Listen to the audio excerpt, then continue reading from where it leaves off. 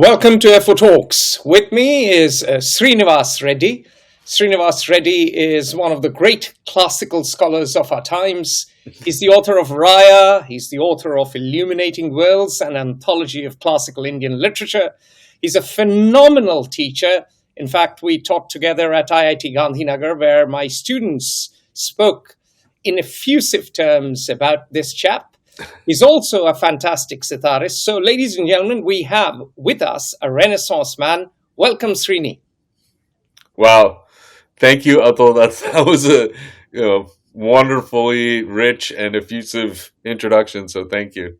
Well, let's have a rich discussion on an area of my interest, which I know only through people like you, because I'm not a Sanskritist. I'm not a Sanskrit scholar. That's the domain of my mother. Who has not achieved this same eminence as you. You've done much more work than her. And she greatly admires you, by the way. So the topic of FO Talks today is how classical India lives on. And this is a question, Srini, that has tortured me a lot because, as you know, the family I come from, there's a lot of sense of loss. There's a lot of guilt as well because we lost. There is a feeling that we've lost that connection to our history. Everything is oral, and we are no longer trained in the classical tradition, which we greatly admire. But we have had to read other stuff just to survive, just to clear the competitive exams of India. So, Srini, how does classical India live on? Well, that's a huge and important question, Atul. First, I think we need to at least have a general framework of what we mean by classical. So, what do you like? What would you say? Like, let's start off, and we can refine a definition. I would, at the risk of being accused of being communal or Hindu nationalist or champion of Hindu Renaissance. In fact, I don't even like the word Hindu. I don't see myself necessarily as Hindu. When people ask me, where are you from? I say from the banks of the Ganges, and I'm a pagan from the Gangetic Plains. I would say we could go back to Harsh. I think after Harsh, for me, everything is medieval. We are on the slippery slope. Mm-hmm. But until Harsh, the literature, the philosophy, the architecture, the culture, that for me is classical India. And for those of our viewers and listeners who don't know Harshvardhan, he was a great North Indian emperor who lost to a South Indian emperor. He could not expand to the south. Most people don't realize that. He lost to Pulakesin II, if I remember correctly. I'm not sure. I think that's right. I would have to check. Yeah. You're the scholar here. I know. He's also famous because he patronized Xuanzang, a great Buddhist scholar who came from China, who studied in Nalanda, who actually ended up preserving Indian culture. Because once we get the Islamic invasions, particularly when Muhammad Ghori comes in 1192, and once Nalanda is burnt, and actually every single classical Indian university or every single Indian university is burnt, Buddhist or Brahminical, there's a huge loss. And so a lot of Indian learning is preserved and rediscovered by translating stuff that survives outside India and on rock faces in India, but we are jumping ahead. So for me, that, Srini, is classical India. Okay, so what you're saying is a certain kind of the deep past. Yeah. And even the medieval might not even quite count in that. Yeah. Yeah. So that's good. I think chronology is a good way to do it. I mean, I think that's how I did it. In a lot of stuff. I mean, chronology is important. Yeah. Themes we could look at later, but being clear on the period that we're talking about. Right. Also, for me, what that means is what languages are we talking about now? What because Sanskrit, languages Pali, ex- Prakrit, Tamil, all these exactly. ancient languages of India. That's it. Because once we get 1192, which is the Turks create the Delhi Sultanate, the official language, at least of the north, becomes Farsi. And Farsi and Arabic become the two dominant languages of the state. Maybe not of the people, but of the state. Yeah, So yeah, things change. The sure. center of gravity goes west. Yeah, and in a political sense, yes. Yeah, Yeah, yeah, I would agree. So before that is what we're talking about. yeah, before Yeah. that. So I mean, I think all the languages that you mentioned are spot on, Yeah. and Because Telugu comes later. You are from exactly. originally, you're Eh, from Andhra yeah, originally, and your family, and yeah, Telugu comes later, and yeah. Marathi come later. I mean, I'm no scholar. You're the scholar here. No, on this stuff, I know my subject, and yes, you're exactly right. That stuff is of a later. I mean, as you know, people explain, there's also a kind of a classical, denomination that is applied to things within traditions of that nature. Like you can have classical Marathi versus colloquial spoken Marathi of today. So same way, there's a classical distinction there, but I think what we're talking about is classical of the little bit larger nature of the past before this kind of vernacular moment. So, So, how does it live on?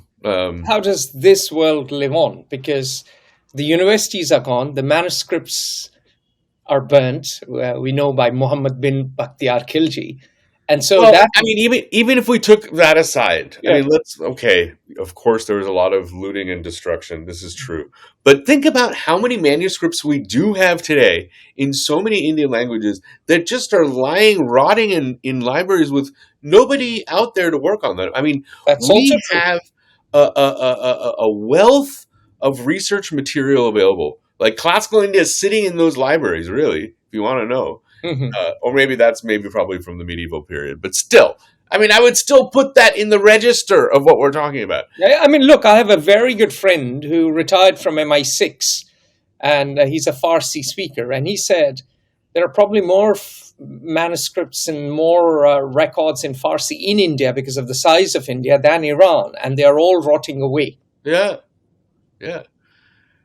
So yeah, I mean, I think there's just an opportunity for so many young people to do great research. So in that sense, I mean, if we can go there right away, is there's a consciousness that wants a connection to the classical past, to those ancient kind of roots, which I think is kind of inherently there in the culture. But still, um, there's a desire for that, and yet there's no real transference of that desire into some action Mm, for really not just preserving and keeping something in a library, but training students to read those things. mhm, That's the kind of dedication I would like to see, mhm. and it's happening here and there. But Yeah, but here's the question. When I was studying in the Central Board of Secondary Education schools, okay, CBSE, yeah, my father was in the military. We moved around. These boards, the heads of this board is an IS officer, Indian Administrative Service officer. yeah, Basically, somebody, an exam monkey who cleared an exam and is in charge of everything for life. yeah, Um, there was no exposure really to classical literature. I didn't read Kalidas. I read Kalidas later on my own. yeah. I didn't read But you probably had an exam question on it, Atul. No, certainly who was Kalidas, etc. no. Let me say that it was a diabolically bad Yeah, examination system yeah. that You, forced you you to didn't learn remember anything. and regurgitate. Yeah, And the IS officers in charge of that, because they are the champions of that system, ram it down everyone's throats and don't want any change. yeah, yeah, yeah, yeah. So, uh, how does it live? Well, here's the thing. The other thing I have to say on maybe a different side of the equation is that there are still great artists who carry on traditions of music or art or dance or My question is, how does that live on? for I'm telling instance? it has to live on through this whole Guru Shishya thing. I mean, Uh-huh.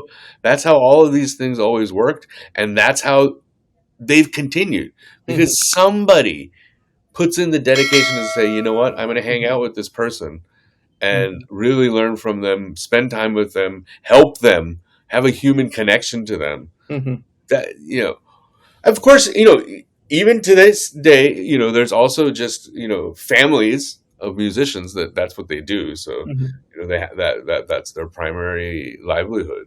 mhm. So Um, where does the money come from? Let's say there is a great those guru. guys are suffering. Those guys are Okay. suffering. The traditional family, like you know. Uh, Tabla family, let us say, or Mhm, whatever family, it doesn't matter. Uh, they're, having a harder time keeping up with the way that current classical, let me just say, in Hindustani classical music, I will say, is picking up as like a corporate driven enterprise. You know, those guys, the traditional musicians in the families, the khandan, that is a little bit more harder to keep up.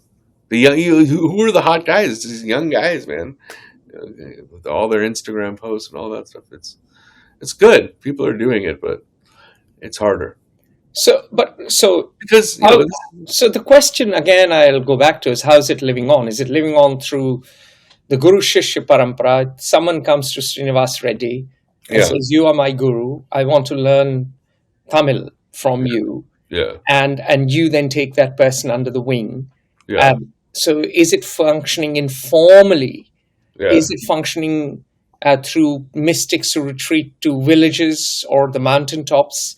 yeah. If so, how are they being sustained? So yeah, Because we are seeing massive urbanization in India. The old patterns of society, wherein you gave alms to a mystic, are no longer as strong. So, how does the study of Sanskrit, how does the study of classical Tamil, the Sangam literature, yeah, how does a study of classical architecture or anything yeah. classical live on? So And two is it things. even important? Do we even need it? Or let's just forget about it, move on? I mean, you could if you want. I Yeah. mean, if absolutely. I mean, there's part. It's like art. Yeah. You know, uh, forget about like the academic study of art. Just art itself. Music. Why is it important? Why do we have it? Well, it gives pleasure to us. It makes us feel good. It enriches our lives, etc., etc. I mean, we Yes, could I go on agree and have, that it gives you meaning and understanding as well. of course, and we could go on to discuss all Yeah. that. But I think that the key thing of how it's really functioning is, especially in India and especially with the classical anything. Hmm. And this can be extended to other things also. I think it's just a very Indian aspect in the sense other traditions have this, but for India, it's like, like I said, there's a name for it, Guru Shishya Parampara. This idea that something needs to By be the way, just let's translate. Guru means, of course, guru, the great teacher, and shishya means the disciple, right, and Parampara means like a the lineage, or tradition. like, so you know, this is incredibly essential, and I think it just these things require this kind of human touch, and I don't think that's going to go away, and I think it's essential. The other component, which is just as important and just as apparent historically as it is now, is the fact that great traditions, classical traditions, the reason why they are classical is because they are willing to transform. They are willing to change. They are willing to evolve. And that's also part of how they survive. And so, like I'm saying, these corporatized kind of classical music concerts that we're hearing, they're different. They cater to a different audience. The music is different.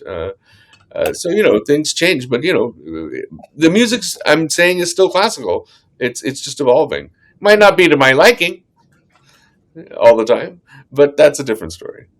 So, So to sum when it up, comes to music, there is patronage from the new barons of today, which is the big corporate houses. yeah, they are supporting classical music. So classical music may be evolving and may not be to your taste all the time, but at least it lives on. It What lives on. about classical Sanskrit and Tamil literature? Who is studying the great texts? Where, how? Of course, you've translated a brilliant anthology, and those of you who haven't bought it should go out right now and buy it, Illuminating Worlds. Uh, So that's another inevitable reality of how knowledge works. You know, mhm. I mean, just think. Where did all of our knowledge of like the Greek classics come from? Part of it today, of course, it's part of the canon, but Yeah, part of it was preserved by the Byzantines. And yeah, once Constantinople fell, they came back, and then the Renaissance led to a great rediscovery. Because, of course, when Europe turned Christian, there was a big problem. They had a big problem with the pagan past. yeah. So it was the Renaissance really that brought it mainstream back in Right, and the Europe. only reason they had it is because Was they got it from Baghdad. partly, yeah, partly Constantinople too. Yeah. So anyway, all I'm saying, the point I'm trying to make is that things naturally move, and even the space of the languages used is moving. So, for example, like you were asking, like who's studying Sanskrit text today? Well, I mean, it's not happening much in India, like I was saying earlier. Mhm. So It's is it living on more outside India? And is Audrey it, Truschke and it, Wendy Doniger, are it, Audrey Truschke and Wendy Doniger the keepers of the flame?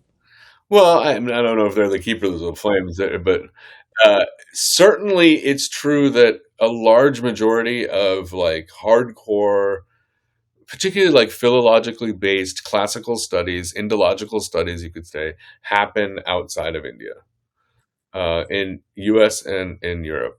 Okay, so when did this Western study of India begin? If I remember correctly, it begins when the Europeans first come to India. The Jesuits study India when they come with the Portuguese. Sure. The British, of course, create the Asiatic Society. Yeah. The French study India, and of course, we have Max Muller in Germany. Yeah. All of this happens. Hmm. Um, and now, though, I mean, a lot of the study of India or the study of, whatever they call area studies, or, like different, like this is South Asian studies. Like my degree was in South Asian studies. Hmm. All of that stuff, that's very, post World War II time.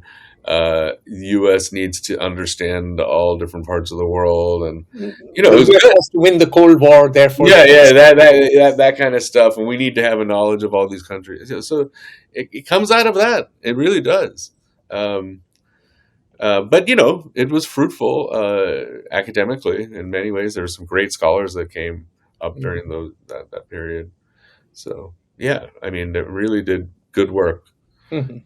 That we well, look, anyone can. Name a few scholars. Name a few scholars post World War II in the U.S. universities who have been studying classical Indian texts. Like Ryder is a famous one. He was a Berkeley guy. Mhm. He was kind of the classic Sanskrit professor kind of guy. Somebody had used him for a character in a mystery novel. He was like kind of a character basically. Mhm. There was Ingalls at Harvard, who was Mhm. my teacher's teacher. He was great. Ingalls worked on Alankara Shastra. Very good, nice work. Uh, there's lots. There were folks in Chicago too. Chicago had a very strong Yeah, Sanskrit. and they still do. Like the Sheldon Pollock's in Chicago, or did he move to? I don't know if Mhm. he moved or not to Columbia or something. Mhm. But, yeah, a lot of centers were there, like Chicago, Berkeley, Harvard, UPenn had a good program. Like Mhm. Cardona, I mean, they used to call Cardona. I mean, this is a totally white person. Like the second coming of Panini. Mhm. He was that just obsessed with grammar, vyakarana. So Excellent. it does. And even today, like the work I'm doing right now on Telugu stuff. I mean, there was one scholar, C.P. Brown, British civil servant who, I mean, just contributed so much to the study of India, classical India, huge. Put together manuscripts, put together printed editions, just fantastic amount of research and work. Amazing. And he was a British guy. What can I Mhm. say? He was an ICS officer, Indian Civil Service. Yeah, Excellent. yeah. So So, what you're so saying it. it What you're lives on. saying. Pardon me. It lives on, but Yeah, it has to evolve. it has to evolve. So what you're saying is that, in a way, we could go back all the way to 1837 and James Prinsep, because after all, it is Major James Prinsep who deciphers the Brahmi script, and then we know um, that we have an emperor, or we had an emperor called Ashoka, Yeah, and the discovery of Ashoka, in a way, uh, leads to a discovery of Indian ethos, and becomes the guiding principle in some ways of the Indian state, with the three lions of Ashok, with the wheel. Every officer wears that uh, yeah, as an epaulet, and that yeah. is the symbol of the Indian Republic. So you could argue that James Prinsep is the father of modern India. No, you kidding? By discovering classical, or an aspect of classical India. That's a big jump. No, I think Ashoka was such a great figure because Yeah, it was from a classical past. yeah, It wasn't Hindu or any other thing. It was Buddhist, so yeah, it kind of had this other, neutral kind of quality to it. yeah. And that pillar is fantastic, man. The pillar has four lions, and the wheel, Yeah, the wheel of yeah. law, you could say. I went to Sarnath and it's like I mean, it's not there. I don't forget if it's where it is, but they had a replica and Yeah, yeah. it's impressive. So It's really Sarnath, for those of you who are listening and don't know, is where Buddha gave arguably the first sermon. It's not exactly a sermon; it was more of a discussion. So it was the first time he got together and spoke after achieving enlightenment at Bodh Gaya. And my ancestral village is a stone's throw from Sarnath. oh So, really oh yeah, yeah, yeah. It oh is my father's side of the family, oh stone's throw from Sarnath. oh So, Dharma Chakra Pravartana. Dharma Chakra Pravartana. So we have the great scholar here who can tell us all about it. Yeah, It, turning of the wheel of the Dharma. yeah, but Very beautiful image. exactly. So, Srini, I have a challenge, a little bit of a challenge. Yes, all of this lives on in academic centers, great scholars, the Guru Shishya Parampara. But in a way, classical India is almost dead and buried, or to use an Indian metaphor, dead and burnt. The Indian middle class chasing the entrance exams of the IITs, then IITs are Indian Institutes of Technology, then the Indian Institutes of Management, then the Indian Civil Services exam. They learn nothing about literature, nothing about classical India. Whatever they learn is rote memorization, and often uh, deeply tinged with ideology rather than a love for the text and the culture itself. Yeah. Well, what can I say? It's true, and this goes back to our original Yeah, point before. Many people will say, "What's the point?" I mean, if yeah, my son or daughter studies this, they get a job yeah. and they do well and they're happy. Why would I I? don't know if they're happy. That's a big jump, but they Well, do well. in their mind, Yeah, doing all of those things in order as a good Indian person should makes you happy. I mean, that's the road to happiness. yeah. You don't You think and I? I are not good You don't. Indians, right? You don't think I, of all people, am not worried about your happiness? Of course I am, Atul. Your mother and father are number one most worried. So, so then, Everything if I do is for your happiness. Sorry. so, so I mean, if we compare that, let's compare that to England, another country I know well. I lived there many years. I studied there. I left the IPS, the Indian Police Service, and went to Oxford. And what I found magical was this extraordinary connection, a very real connection to the country's past. People knew their philosophers. People knew their great authors. They had a sense of continuity. Yeah.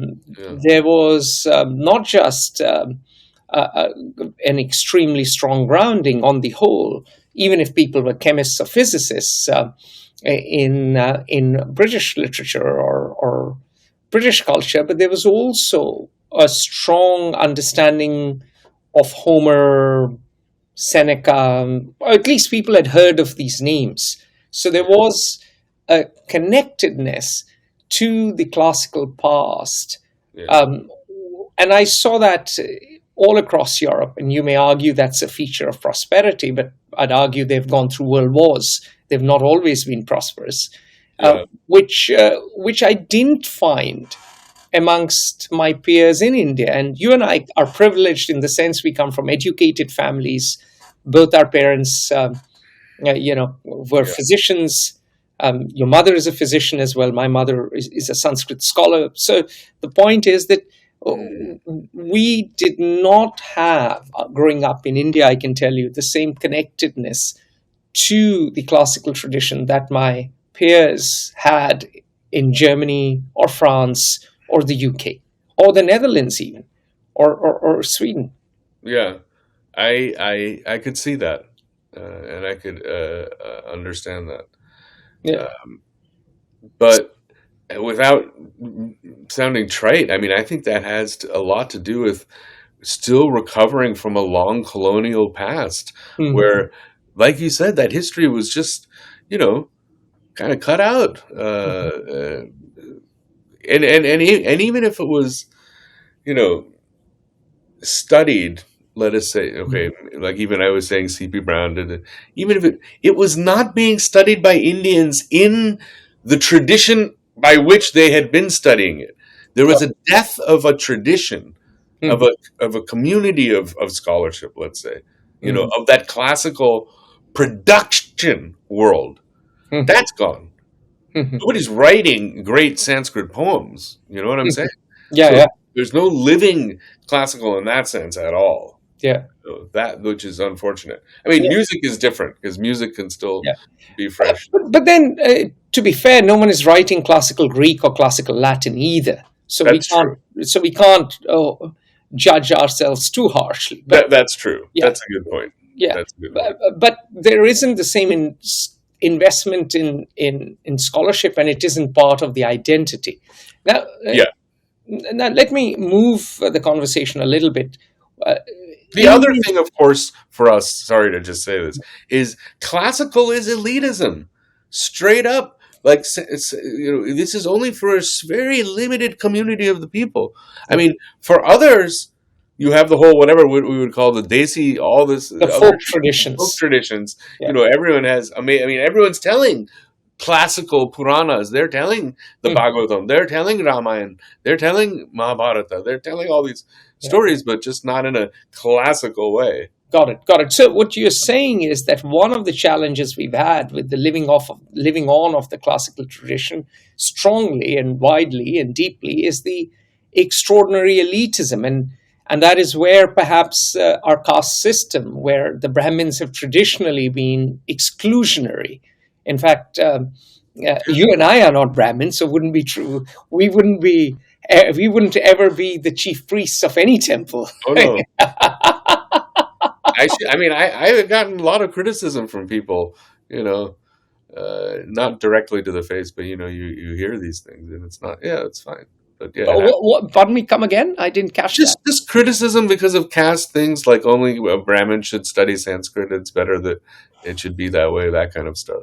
Even today, even in 2025? Oh, totally, Wow. absolutely, Wow. absolutely. Wow. I mean, these things are deep ingrained in our minds. Uh-huh. So in a way, the Brahmins monopolized Sanskrit, and the Oh, Brahmins have not, 100%. And the Brahmins have now abandoned it because they want to be CEOs of Google Yeah. Yeah. and Pepsi. Well, so this is what we were talking about, Yeah, I think a little earlier is, communities transform themselves. yeah. When Persian comes in, now Brahmins start learning Persian and becoming, conversant in all the kind of, let's say, legal documents or administrative documents and work as these munshis and No, different the things. Munshis are the Kayas, a new caste appears. They Yeah. are the record keepers. Although there are some Brahmins like Nehru's family who learn Persian. Yeah. Jawaharlal Nehru came from a family of basically lackeys of the empire, Yeah. Yeah. dying Mughal empire, who, Yeah. you know, Anyway, so who did well.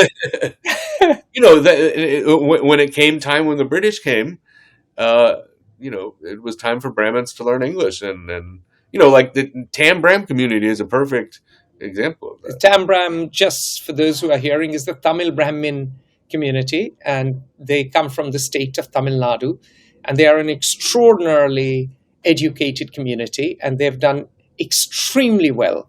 A lot of the CEOs in the US tend to be Tambrams, and Oh, physicists, and Nobel Prize winners, right. and so on and so forth, and professors. So yeah, tell So, us more about the Tambram community. I mean, I don't know. It's just the percentage of the community as in the diaspora largely exceeds the percentage of the community, back home. Yeah, So there's a disproportionate, representation when you're looking at the diaspora.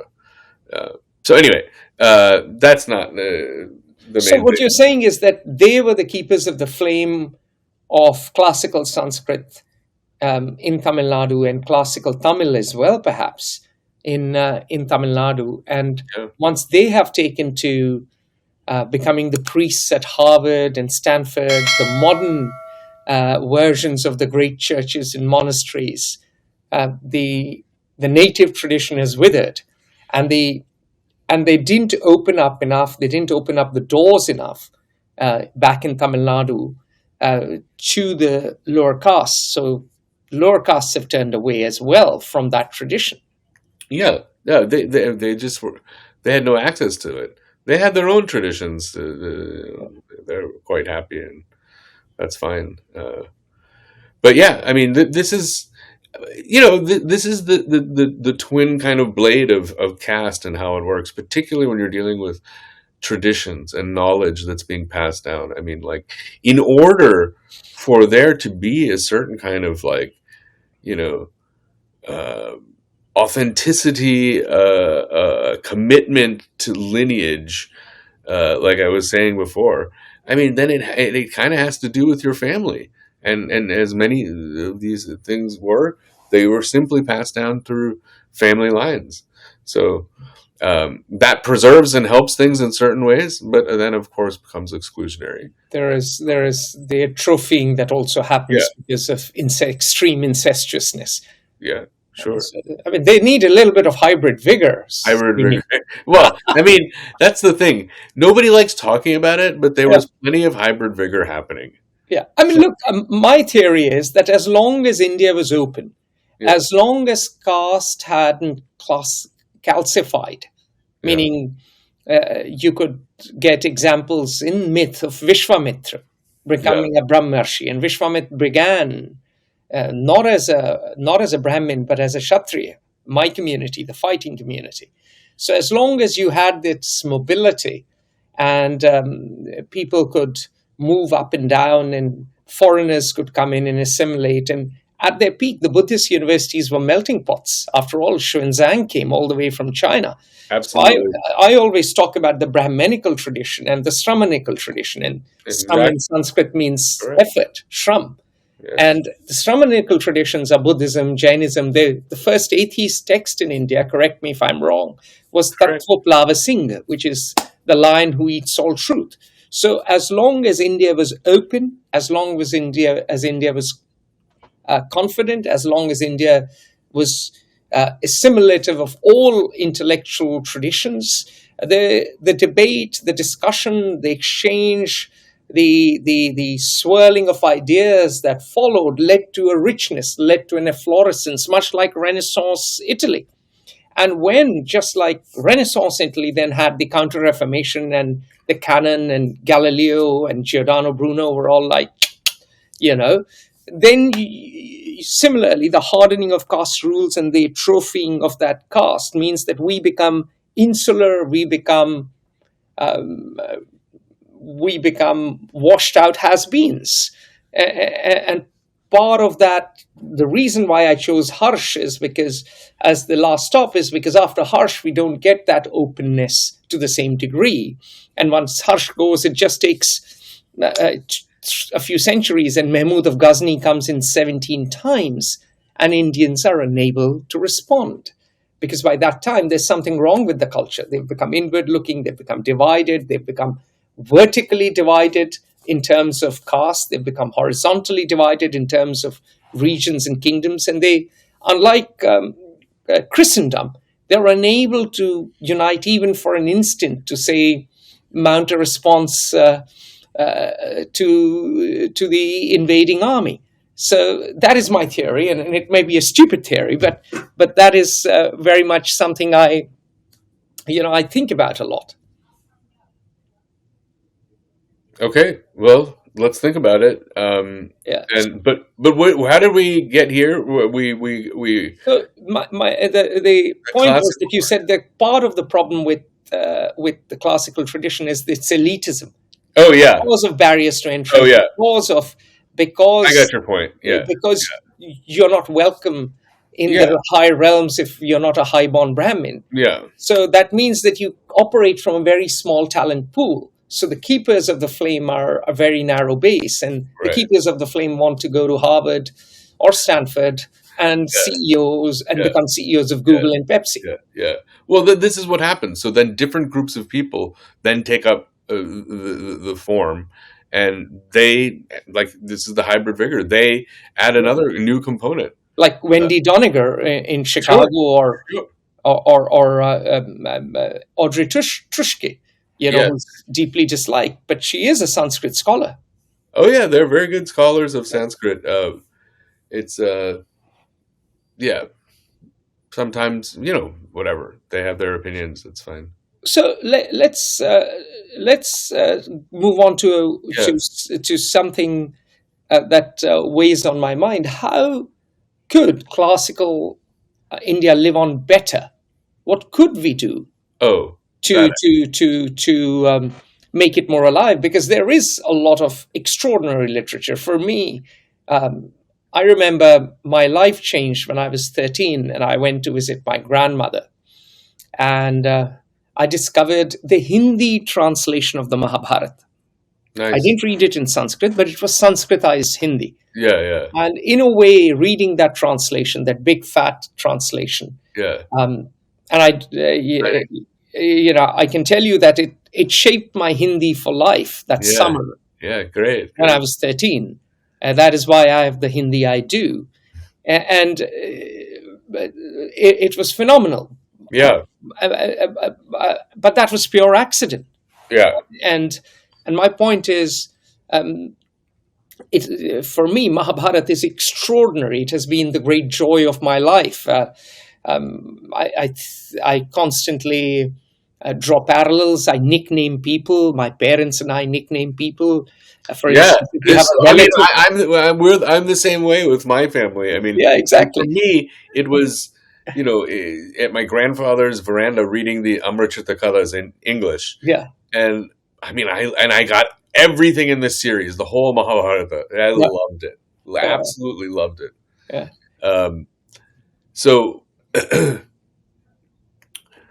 what was the question again? The question is, how can we? Because what do we do? So, I mean, we need a glorious tradition, and I discovered Kalidas. I discovered the stories, and I thought this is just magical. This is as good as anything from the West or further east. It's absolutely mind-blowing stuff. Yeah, I mean, no, we need, of course, things are happening, and people are into it, and in different medium. Yeah. That's fine. But I think definitely reform of the basic, education Got it. curriculum, Mhm. especially when they're young students. I mean, just to hear the names of, like, whatever, Aryabhatta, Mhm. when you're learning a math subject. Give a 2-minute introduction to Aryabhat for our viewers and listeners. Oh, he was just an ancient mathematician of great renown. But just names like that. Have an idea. Who is this person? What kind of great significant thing that they did?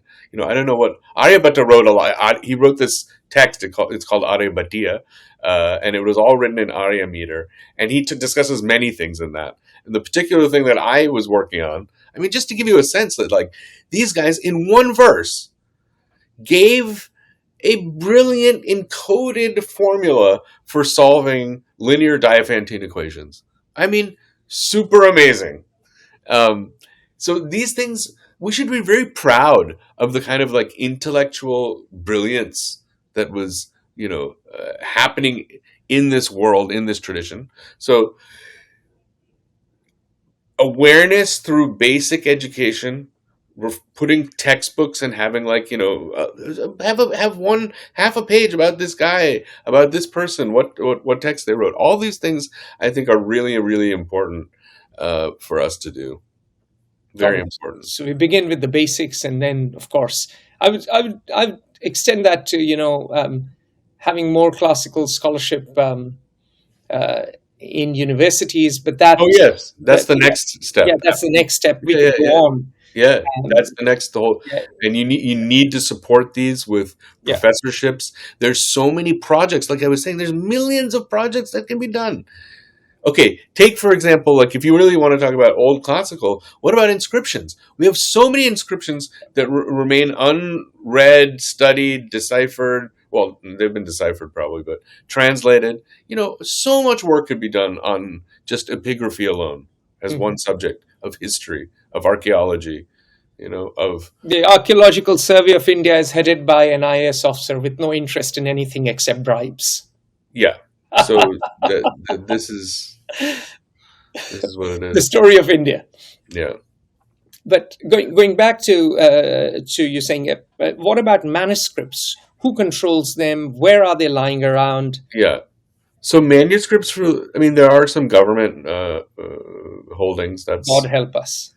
yeah, but a lot of them are in private libraries, and a lot of times attached to some, Temple. Maharaja. Uh, Oh, yeah, they would collect books and have libraries, and so like the one which in Maharajas? Bikaner. Uh, Bikaner. Bikaner is a big one. Like, Do they keep them well? Are they well preserved? in many cases, I've heard they're quite well kept Okay, because they take quite a bit of pride. But getting access to a lot of these things is not that easy. I see. But see, this is where the discussion goes into this whole thing about Maharajas and libraries and access and da da da da da. So let's forget about that. Let's get to the real truth of the matter. There's nobody there that can read that text, even if they got their hands on it. And Yeah. we need to make sure we have people. You can make a big deal about Maharajas, and people always, like, get lost in those silly discussions. I mean, they're fine. We have to deal with those issues. But the bigger issue, the more pressing issue, is the fact that there are just people that are not skilled to work with these materials. We need people trained in manuscript. I mean, these should be, if you want to have government jobs, you should have a government manuscript office that trains people in government manuscript, preservation and reading and et cetera, et cetera. They should catalog the whole thing. I mean, this would be what we would want, good centralized work. But like I said, a lot of the manuscripts are in private collections. So then that becomes just hands off, and you never know, and you need to know someone or whatever it is. But we've had these problems, coordination problems in a big country before. If you had Yeah, a it's hard. body of scholars, they could coordinate. Because Yeah, I think if you convince people that yeah. We don't have that critical mass of the correct, scholars. That's what I'm saying. correct. So Build you that. also need collective Yeah, action, really. So you that's need collective action of it is. scholars and people with wealth some people with wealth, because you Yep. do need Yep. capital. Yep. You need Yep. philanthropists, because Yep. this is not something that'll give you returns, at Right. least not monetary returns. It'll give you cultural Right. returns and Right. personal joy. So Right. you'll need that alliance, as you know, as was the case in Europe, Right. like the Renaissance. So you'll Yeah. need that combination and Yeah. the change in the zeitgeist, as I see it. I may be wrong. No, I think that's right. Well, see, here's the thing, Atul. Like the other thing is, right now, like IKS, Indian Knowledge Systems, is a Yeah. big hot thing. You know, the So government. it's a rage, and Michelle Rage. Polino, our colleague at IIT Gandhinagar, has been doing something with Yeah. IKS. He has Yeah, yeah. I mean, I a did lot that. I ran the IKS, and we ran the Buddhism course. got it. No, I mean, Michelle is fine. I mean, like it's the guys that go to the high extremes of thought within IKS that becomes difficult. And also, one thing When that I know, when people in IKS, Indian Knowledge Systems, start speaking that we had discovered right, modern aircrafts because right, Ram flew on the Pushpak Viman, and then they right, start sounding like Ayatollah Khomeini, yeah, that everything comes from the Quran. It's like, guys, take a break, take a right, hike. exactly. So there's one camp that's like that. Yeah. There's another camp that I've noticed that is too connected. I mean, I love religion. I mean, I taught in a religious studies department, but Mhm. you know, I don't really see the need to put together, a spiritual discourse and some high level, discussion on some manuscript. You know what I'm saying? So I think there's a little bit too much of uh, the religious component Mm, in the academic. got it. Yeah, Got and it. I'm a religious guy. That's what Yeah, I'm yeah, yeah. saying. No, no, I am highly religious, so Yeah, you cannot be accused of not being religious. But then there's the other thing, and we know this: the uh, universities, including IIT Gandhinagar, are dominated by doctrinaire leftists. So on yeah, the one hand, you have these, people who it's yeah. all Hindu Renaissance That's without it. knowing the classics. And on the other hand, these doctrinaire leftists who basically will quote 5 papers from Harvard, copy paste, not do any original work, Yeah, write in bloody jargon, be poncy and pretentious because they can speak English, sneer at everyone else, smoke pot in the evening, live off the government taxpayer money as rent seeking landlords, use the 50-meter Olympic sized pool, and do nothing. They don't even have an interest to teach. That is also true. no comment.